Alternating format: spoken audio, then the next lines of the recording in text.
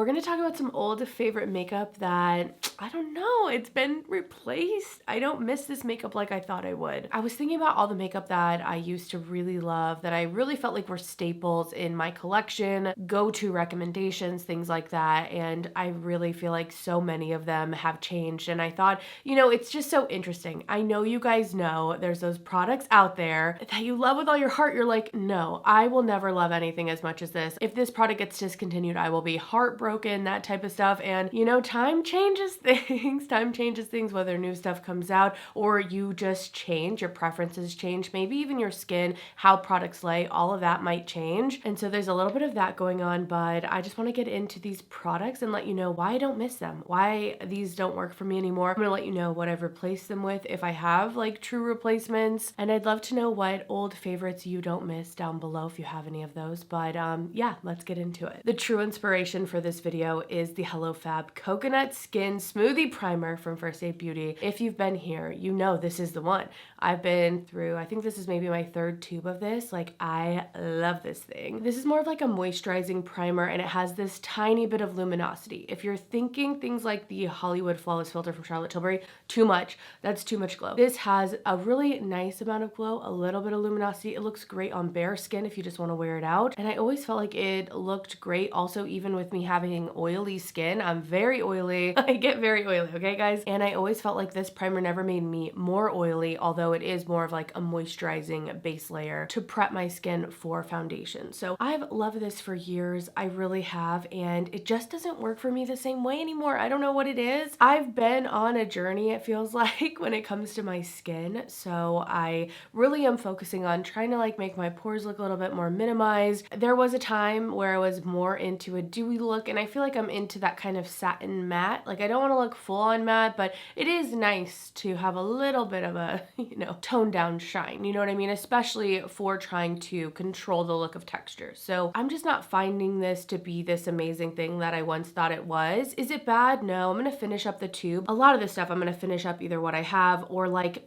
even some of it isn't that I don't like them anymore, it's just not my preference as much, which we'll get into. So yeah, this definitely has like been dethroned. Like, I don't miss it. I can't wait honestly to use that up, and I will not be repurchasing it at the moment. I would still recommend that to some people depending on what they were looking for, but yeah, it's been replaced though. You guys know for a while I was loving the Valentino V lighter. This is more shimmery, but it doesn't have too much of a lotiony texture, and I need to bust this back out for winter, but I'm telling you, my skin's been all over the place. So even that, as much as I do like it, I haven't fallen in love like those initial days. It was a love affair for the ages, you guys, but I haven't quite had that magic. The primer that has been bringing me magic though, which I'm realizing, I don't even know if I look that great right now, you guys. If you can't tell from my voice, I'm sick. Is that my voice? Yeah. I thought being sick was done for me. I thought it was like, yeah, I did that. Back. It's back. Hey guys, I came back from Vegas and this is what it was. I thought I just partied a little hard on Saturday night and was, you know, need a little recovery time. No. So I'm doing my best here at the beginning of the month. We are gonna have a lot come in later because once I feel good enough to get these videos out, it's gonna have to be back to back, like just logistically. So anyway, the primer that I really have been loving though, this is the Vanish Airbrush Primer from Hourglass. I actually got a smaller like mini of this. I bought that during this sale, I wanna say, and I really loved it, especially throughout the summer. I felt like it filled in my pores. It does have more of like a silicone kind of feel to it. It has a little bit of slip, but it's not so slippy because some of those primers can make me more oily throughout the day. I don't feel like I get more oily, so it has a nice amount of like setting. It kind of gives things a mattified look a little bit, and I've really been enjoying it, so I purchased the full size of it. I'm wearing it today and I really quite like it. I really love it, especially for a little bit of that smoothing effect. I feel like that's a big focus for me right now. So that's the primer I'm more into right now, which is it's so weird to really have something you've loved for so long be replaced. But I've tried more makeup probably than I ever have this year. Like, I've really been testing more than normal, and with that I feel like things are bound to be shaken up, like favorites are being replaced. All right, another product that I have loved forever. This was always a recommendation for me, not the minis. I never recommended the fresh little lip minis, you guys know that, but the regular Fresh Sugar lip balms, I just thought these were the best. They're just like such a fancy tube lip balm, and you know, for the longest time I was just a lip balm girl. Like really, I wasn't into putting anything on my lips. I never wanted to finish off a look with a lip. It was just not for me. And so these lip balms from Fresh, I really love. They have some tinted ones as well, which I think are nice. And the texture on these is just always great. But I don't know what it is. I bought this new one recently, and I don't know if the texture's changed. I don't know if the formula's changed or if I've just changed, but I do not find this to be this really plush, soft lip product on my lips. Like it's kind of hard. I feel like it's difficult to get the product. Like it's waxy. It's hard to get it onto my lips. I don't feel like they're nourished when I am wearing it. I really do not have any of the feelings that I had for this. And you know, it kind of took me back when I was using this because I'm like, what? Like I know this lip balm left, right, so like I know this thing. I've worn this so many times. This is the lip balm I always get Sam because he really likes it, but I just don't even think that I will get these again. Based off of the experience of this one, it just hasn't been good. I don't know if this is just a dry one. Let me know if you've noticed this as like an experience, like has this happened to you? But I really have fallen out of love with the Fresh Sugar lip balms, and I would not put this in like a Sephora favorites recommendations video, and I feel like this was such an easy go-to for those for me. Like I wouldn't. That's my experience so far with this. So don't know if I have like a straight up lip balm that I can think of at the moment. I mean, I love the Laneige lip sleeping masks still. Those have been a long time favorite. But if you have a lip balm that's similar to that, or like how it used to be, or just a really great, pretty low key, like I like the fact that this is just in a twist up. Like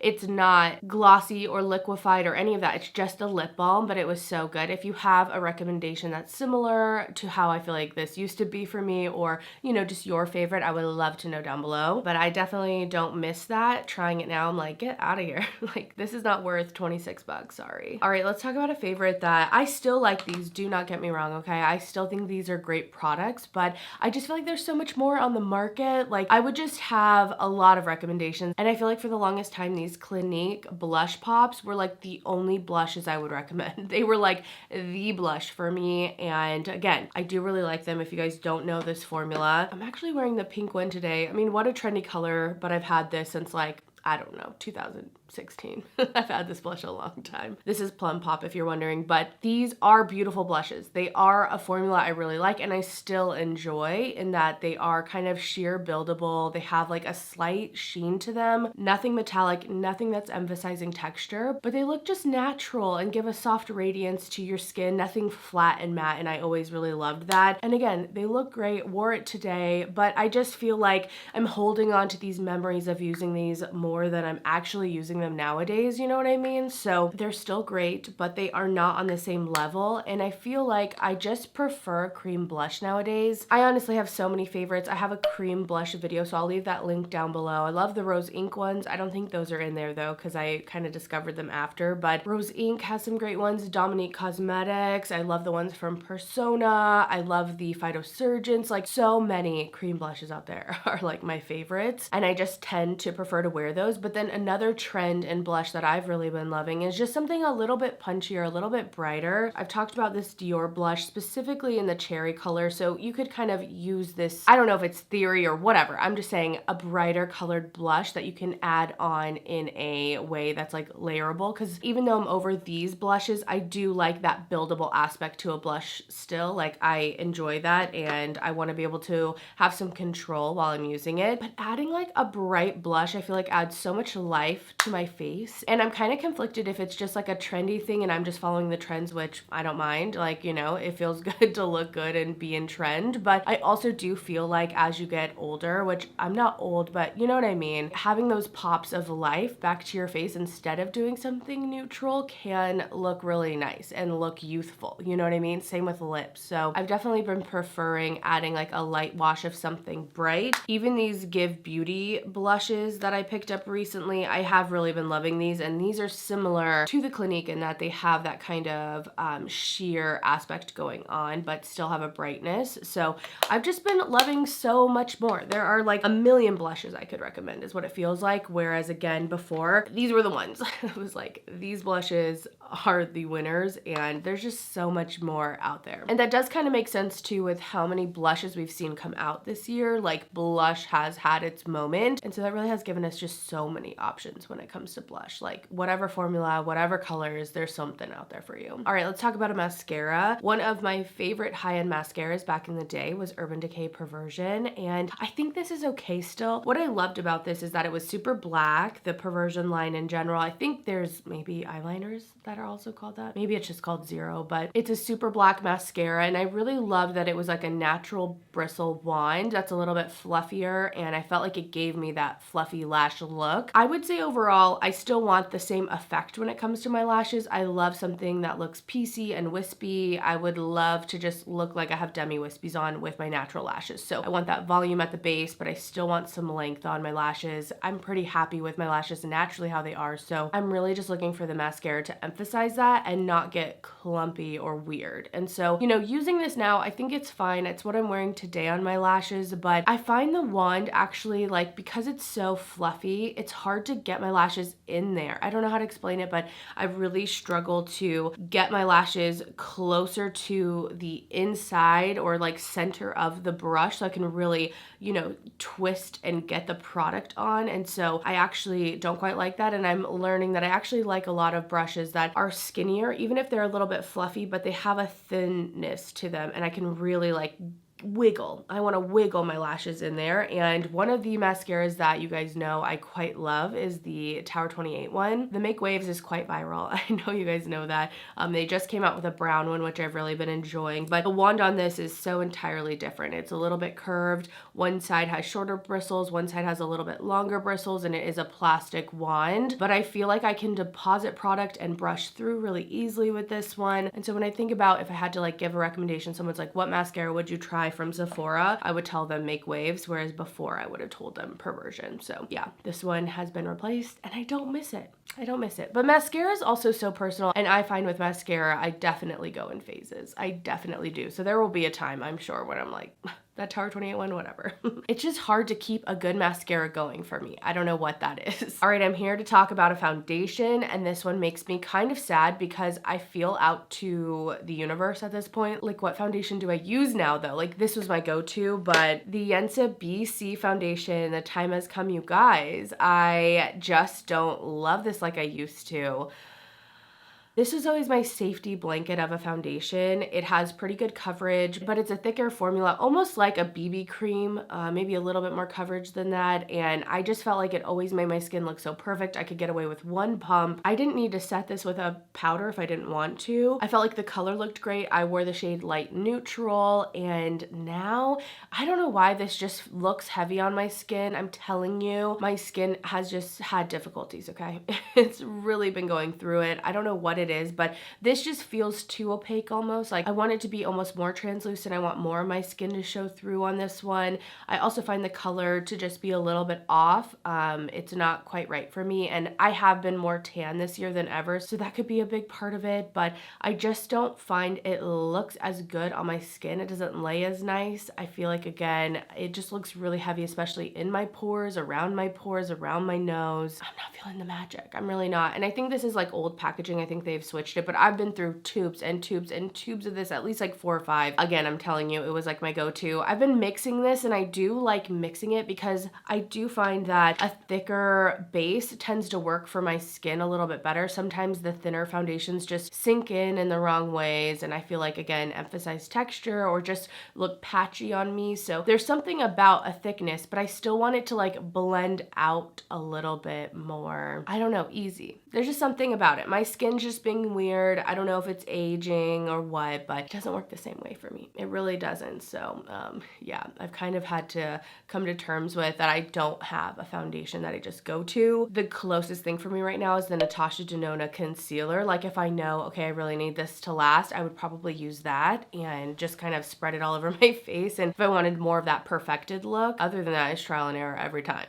every freaking time. I'm like, okay, my skin is a little bit more dry, try something like this. My skin's a little bit more X, try this. Like, it's a new formulation every single day. Another really big inspiration for this video, I'm only gonna pop up a photo because I don't have it anymore, is the Butter Bronzer from Physicians Formula. This bronzer was the shit. It was also the bronzer I loved the most. It was the one that I recommended the most. It was sheer. I believe, it's been so long, it's been a while since this one has been a favorite for me, but I'm pretty sure that it had just the tiniest amount of a sheen to it, or at least it wasn't like a flat matte. I really love that thing. I really felt like there was no better bronzer, especially at the drugstore. And I don't necessarily have a drugstore option at the moment, but I feel like that whole idea has totally been replaced by the Kosas. I mean, this is just my easy go-to bronzer. You guys know. You guys already know. It's pretty shimmery. This is way more shimmery than the Butter Bronzer, but it has a better shade range, which I really like. I love that this is baked. I just feel like it gives a healthy radiance. It really bronzes up and brings some dimension and life back to my face once I kind of even out my whole skin tone. It's honestly just so good. I feel like the tone could be a little bit better, but it still works so nicely. I literally love this thing, and I feel like it's totally replaced the Butter Bronzer for me. Like, I don't even miss that at all. At all. Seriously, I don't miss that thing. But let me know your favorite bronzer from the drugstore. The issue is that I feel like a lot of drugstore stuff when it comes to complexion, like blushes, bronzers, things like that, I don't feel like the ranges are always the best. All right, let's talk about highlighters, because you guys know I'm still the girl rocking highlighter, okay? I know everyone else isn't. I don't understand why.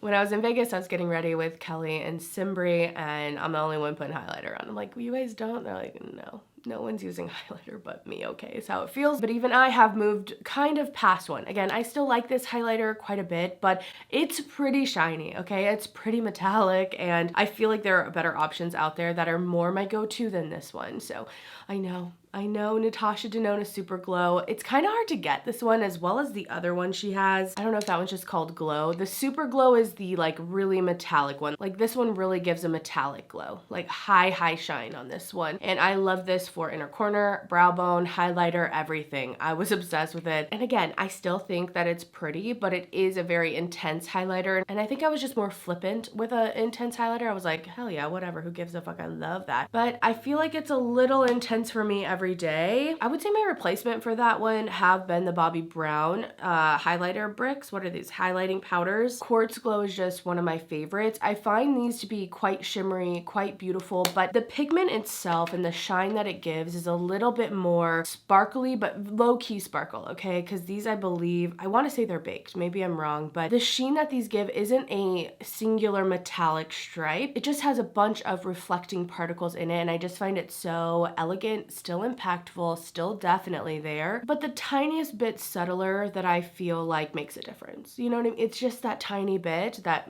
changes it. And so I feel like if I were recommending a highlighter for every day, I would go more with the Bobbi Brown ones than I would with those Natasha Denona ones, even though I'm telling you, those are my recommendations. And I'm pretty sure, again, these are pretty hard to get a hold of. Like, even back when I was talking about these all the time, they were kind of tough. So I wonder if we have some like more permanent highlighters coming down the pipeline from Natasha Denona. I honestly hope so. Like, I really do, because I'm still down with the highlighters. I want every brand to come out with highlighters. I love them still, but I am pretty particular. It's kind of like I want every brand to like recreate the same one. And I'm like, I'll buy that every time. I think I have 3 more products to talk about, but this next one really feels like a big transition away from my past tastes, I guess, and that is the Kaleidos Escape Pod palette. Now, I know. I could probably do a whole video about palettes that I used to love the color stories of, but now, you know, it's just not the same for me anymore. And I really feel like the color story of this palette specifically is so that for me, though. When this palette came out, I remember being like, this color story is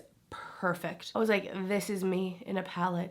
This is everything I could ever want. And I put it on today because I was like, you know what? Let's put it on. And I like my eye look. I think it's really pretty. I use the shade Amaretto everywhere. I put a little bit of Bossa Nova in my outer corner. I did add a little bit of Space Oasis as well as Starlight Sonata, like you know, kind of tapped it around, used the lighter shade on the inner corner and brow bone. So don't get me wrong, there are still ways that I am inspired to use this palette, especially the shimmers that are in here. But as a whole, as a color story, I just know there's so much I'm less likely to use, or at least I'm not creating full looks. Like I'm not going to be using all of these mattes together in a look. Like it's not happening. I might use one as like a wing, as a colorful wing. I could see that, but I'm not excited to use this palette in the same way that I once was. Nowadays, when I look at a palette that really screams me, if I'm using this kind of as inspiration, I want something with those shimmers, but maybe something a little bit smaller. So I'm thinking something like the LH Cosmetics.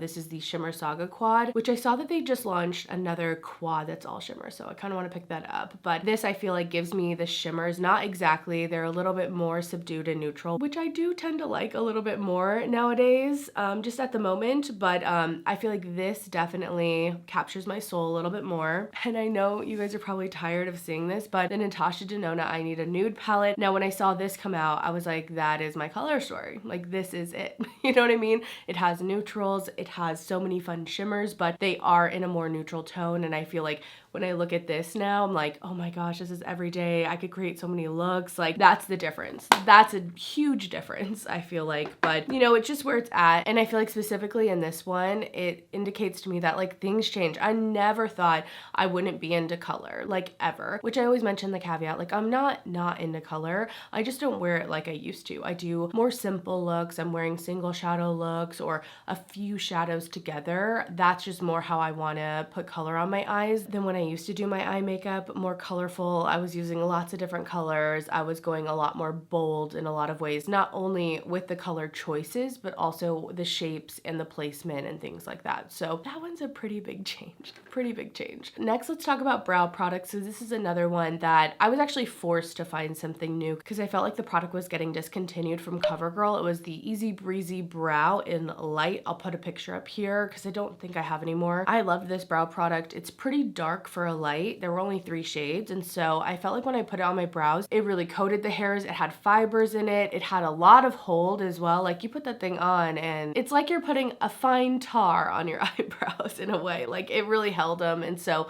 I love that brow product. And you guys know I have blonde brows, so I tend to like something with a little bit of color to it. And nowadays I'm doing something a little bit lighter. Sometimes on camera I like to go a little bit darker. I love my Persona brow gels. I usually use the one in brown, which depending on how much product's in the tube, like a fresh tube, sometimes I have to be a little bit careful that it doesn't get too much on my brows, but I love that one. I've been loving the iconic London tint in Ash Blonde, but I would say in general, I'm going for a little bit of an easier brow, a little bit of a lighter brow if I can. I've moved away from that, and I remember being like, this is heartbreaking. I was buying them like many at a time because I was so nervous that it was getting discontinued. I'm like, this is my brow product. Like, you know the feeling, and it almost feels impossible that you'll find something new. You're like, oh my gosh, I do not want to try all these new products. And the trial and error process can definitely be annoying, but I think this is also proof that, like, even when things are getting discontinued, your favorite product ever, it can be sad and it can suck, but there's always new products out there. And at some point, I feel like your taste will probably change, where even if that product's not available anymore, there might be a time where you wouldn't even want it if it were. I know it's hard sometimes to imagine, but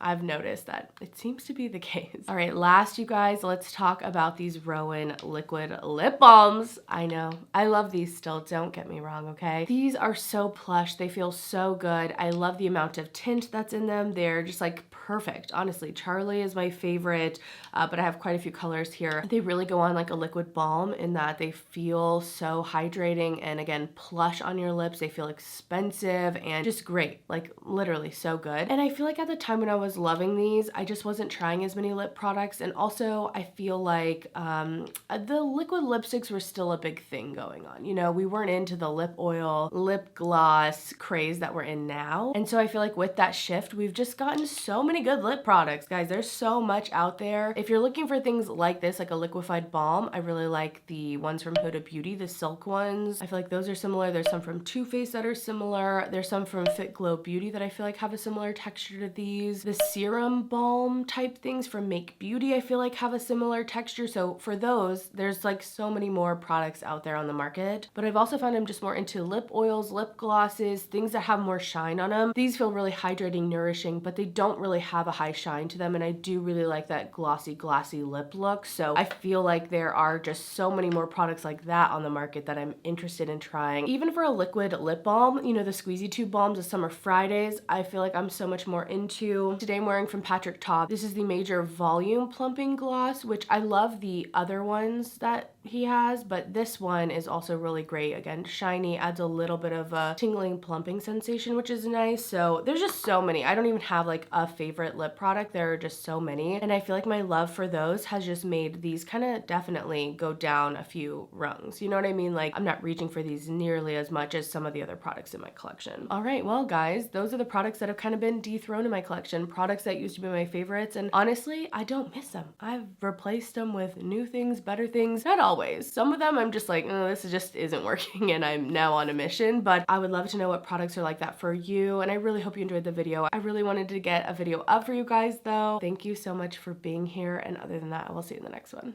Bye guys.